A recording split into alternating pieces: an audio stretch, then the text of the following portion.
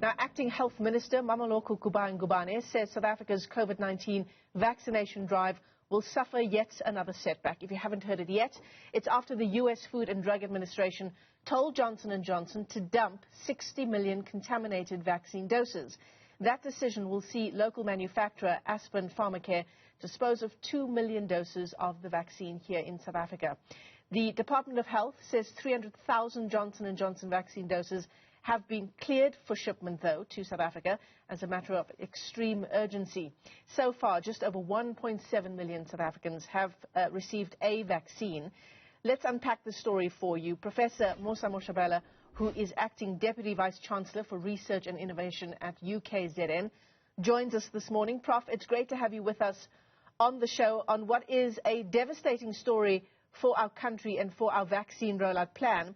I want to actually begin by referring to something that you tweeted. You said contamination is such a poor choice of words. Prof, what did you mean? Good morning, Michelle, and to the viewers. I think that in the laboratory and in manufacturing, we use the word contamination in a very specific context, but in the general population, we use it very loosely, and often it means the worst of kind of contamination. So in my view, Michelle, I think that it's important to put this into context and clarify.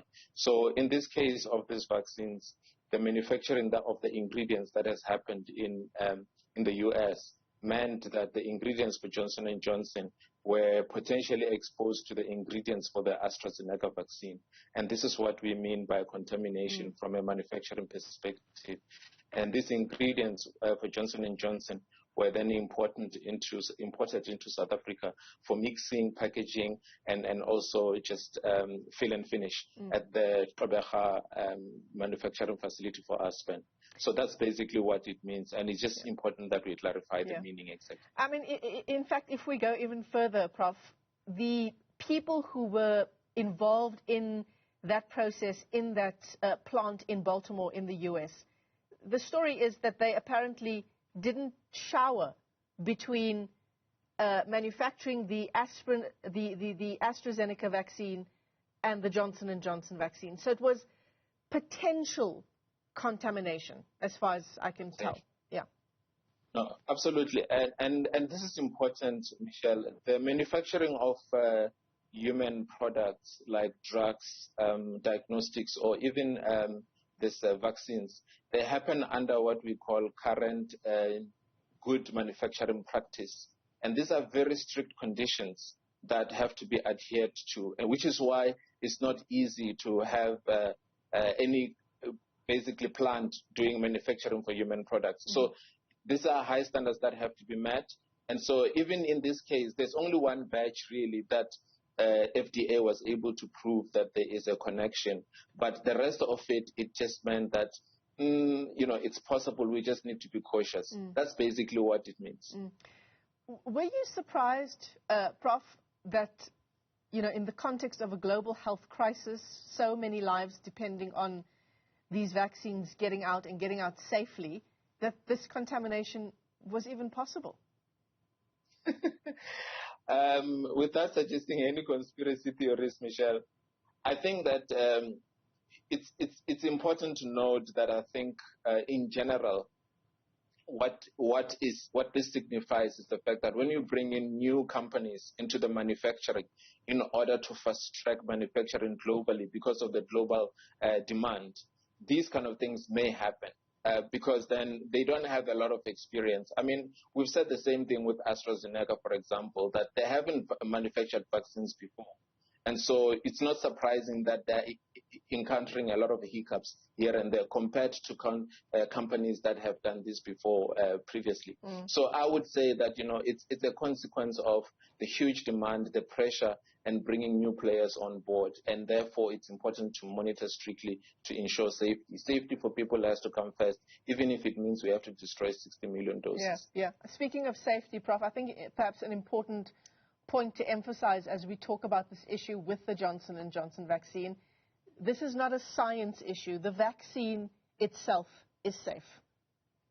Yes, absolutely. It's not a science issue, which is why the WHO insist on saying that they have approved the vaccine for emergency use. There's no question about the vaccine itself. It is really the issue of manufacturing at scale.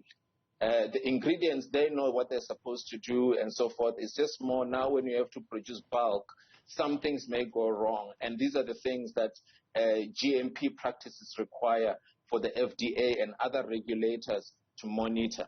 And so it is in that process of monitoring that they may pick up certain things that are concerning, and therefore they might put manufacturing on hold and so forth, which is really what has happened. Unfortunately, of course, for those of us on the receiving end, we then suffer the consequences of the shortage in the supply of the vaccine, and we were really hoping that Johnson Johnson can come into play as soon as possible. Yeah, absolutely.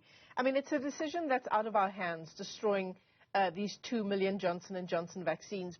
But what it does do is it exposes once again, and we've been here before with the AstraZeneca vaccine when we had that issue with the expiry date, and then, of course, its efficacy insofar as the variant discovered in South Africa is concerned. But it exposes the real gaps that exist in South Africa's vaccine rollout plan.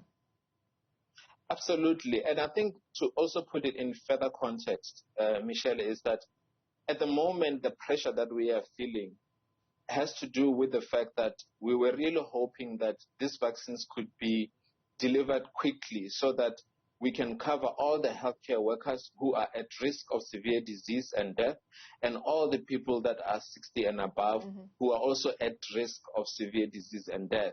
And hopefully, if we have covered those, when we go through the third wave, we might experience a less severe impact in terms of outcomes of the third wave. That was our hope. So basically, this issue has taken that hope away from us. Basically, it means that we have to resort back to the sort of basic tools that we know work in managing the third wave, and hope that we can benefit more from the vaccines later on in the year when we have received enough supply. Prof, explain to us why we are relying wholly on these two vaccines and we haven't opened ourselves up to the other vaccines that are on the market. So I think it has to do mostly with the fact that these are the two vaccines, Michelle, that have been locally tested. Johnson Johnson has been extensively tested in South Africa and shown to have efficacy against the variant dominant here.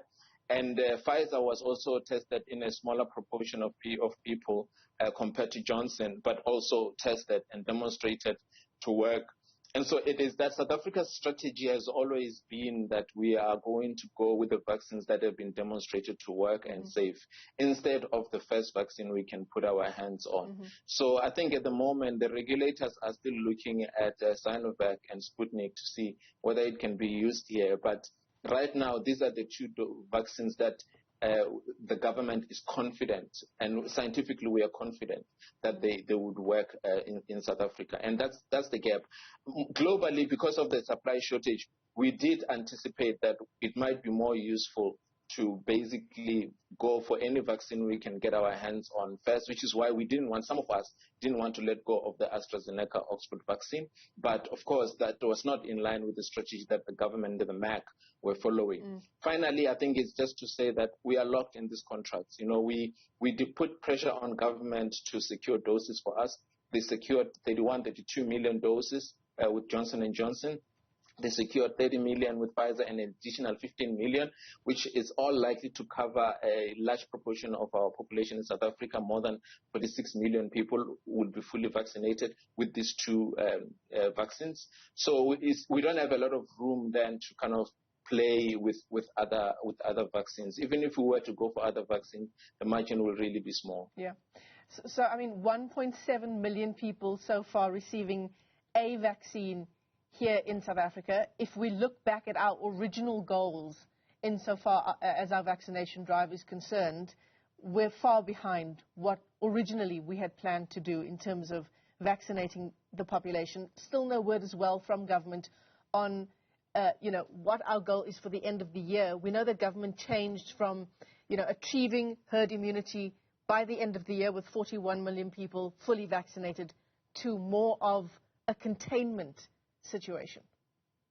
Yeah, no, I think what we are doing is basically saying that the first priority is to focus on people who are likely to achieve to experience negative outcomes. So healthcare workers, people who are 60 and above, those are the people that we sought to target first. Mm-hmm. And even when we are evaluating the progress so far, what we are doing is we are saying that out of all the healthcare workers, how many have been vaccinated? Out of all the people who are 60 and above, how many have been vaccinated? And then the other indicator that we are using is, given the doses that we have currently, how many people are we able to vaccinate per day? We sort of now resorted to those indicators to try and manage the scale at which we are assessing our progress. But I think once we have covered those groups and we open to the people who are 40 and above, we'll start to use a broader denominator to assess the extent of our progress in South Africa. So far, Michelle, I would say that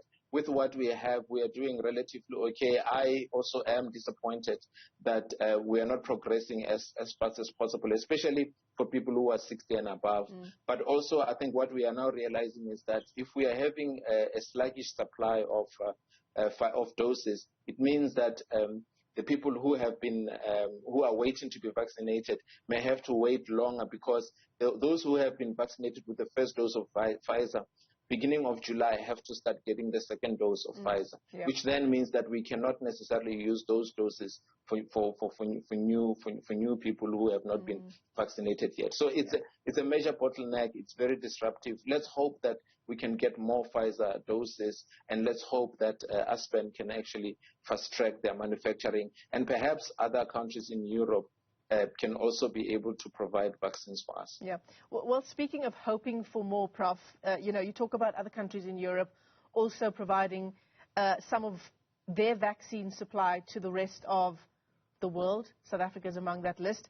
G7 countries, we now know, donating 1 billion vaccines to other nations. They say to try and expedite vaccine equality, and all the while they're skirting around the issue of signing off once and for all on the TRIPS waiver, which really is the answer to vaccine equality. Yeah, Michelle, I see that and I agree to a large extent, but, I'm not sure really that it is a solution for us in the short term. I think in the medium term, come next year and maybe the year after, absolutely. But I think at the moment, we are not yet at a place where we can go into manufacturing of ingredients right away in South Africa, for example. So we know that the strongest companies we have for manufacturing is BioVac and Aspen. But these two manufacturing facilities do not yet manufacture the active ingredients, the APIs that are needed, the ones that were basically manufactured at an Emergent Solution plant in Baltimore. South Africa is not able to do that at the moment. And this also requires this issue of CGMP facilities that we don't currently have for this level of manufacturing. And it is when you are now speaking of that sort of middle stage of manufacturing that we don't have capacity for. We can do the downstream, but this area is lacking. We need to build manufacturing capacity. We need to do it quickly. There's a lot of investment currently happening to strengthen that level of manufacturing, but it's not, in my view, a short-term solution within the year 2021 to offer us a solution. All right. Well, thanks very much for that perspective, Prof. Thanks very much for speaking to us here on the AM Report. Professor Mosa Moshabela is Acting Deputy VC for Research and Innovation at UKZN. It's always a pleasure talking to you.